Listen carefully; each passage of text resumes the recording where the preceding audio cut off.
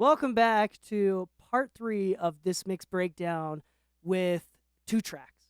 Okay, this is a fun one. This is a good friend of mine and client. His name is Gavani. He makes really good music.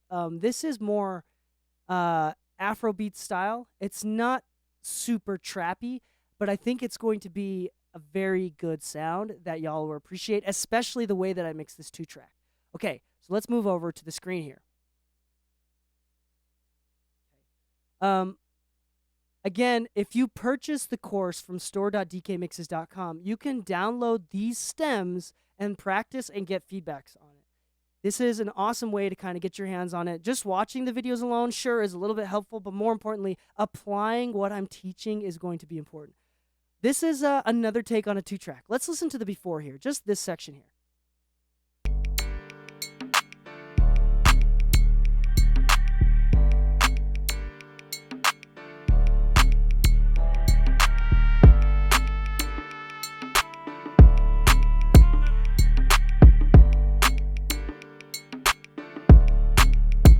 Okay, now I'm going to say something that you never thought that I would say, and that is there's a little bit too much kick drum in this. That's right, I said it. The kick drum is a little bit unbalanced. It's compared to everything else.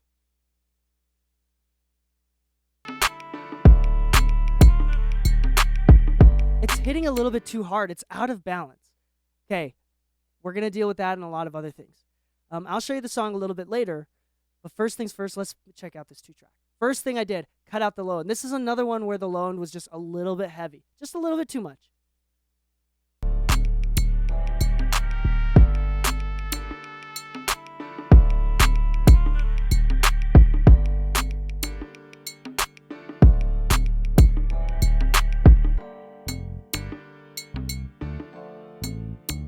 Also trying to cut out the snare here, I believe.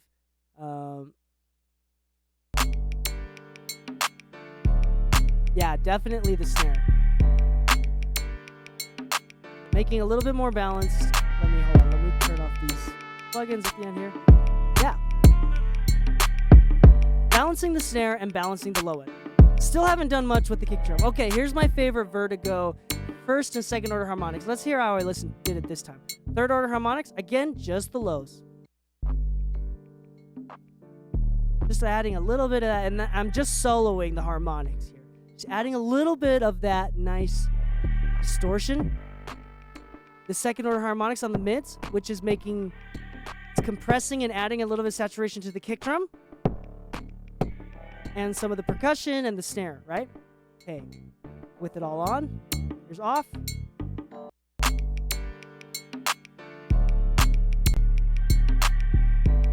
Nice.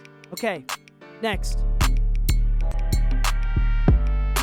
I want to get that kick drum. I really want that kick drum.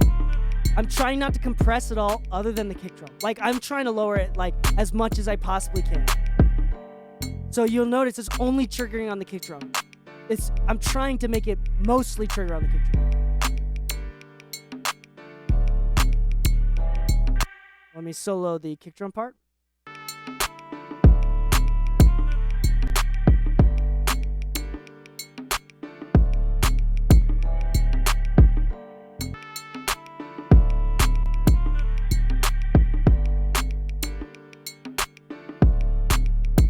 Trying to balance this kick drum. Okay, next thing. This is an awesome plugin, the Oxford Inflator.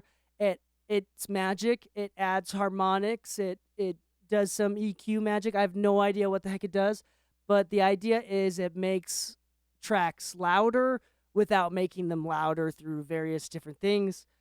It's dope. Check it out.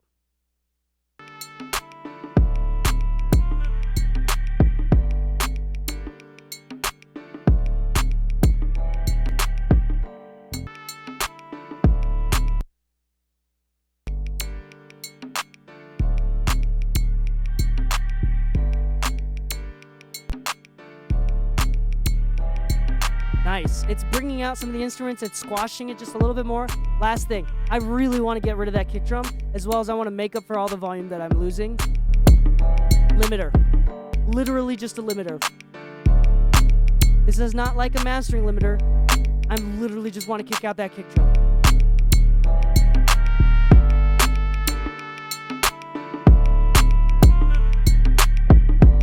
I'm using it totally different from a mastering limiter. I'm not doing it just 1 or 2 dBs or less. I'm doing full on 3 to 5 dBs of gain reduction through the limiter. I want to cut that out. That shouldn't be poking out that much.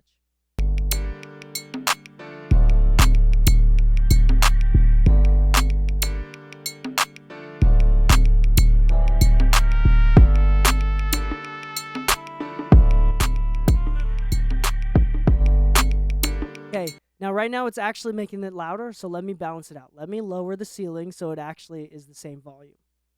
Let me just solo the kick drum section there.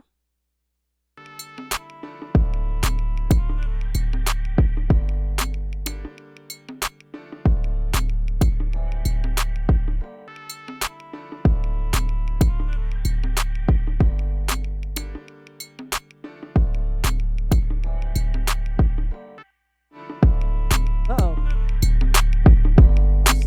There we go.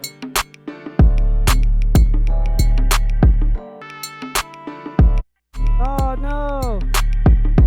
All right, it was probably something like this. Okay.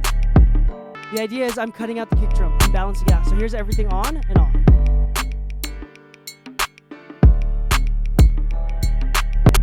Okay, but we're cheating, though. So there is a button on most isotope ozone plugins, which, what does it say? What does the little menu icon thing say?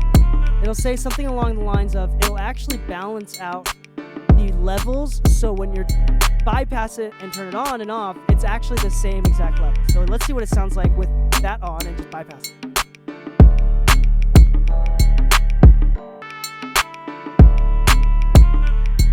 Now, it is clipping a little bit, but let's ignore that.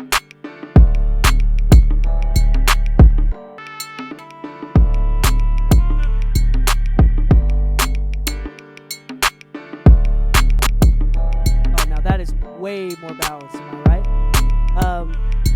That's way better. The kick drum is actually in its place now. And with everything else, I'll play the song just a little bit with the mastering and everything. As it loads. This is a really dope song.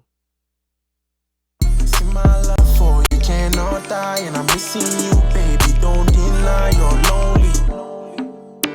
You're lonely. There's no need for stories. Turn up. Story, story, story. Story, story, story, story, story.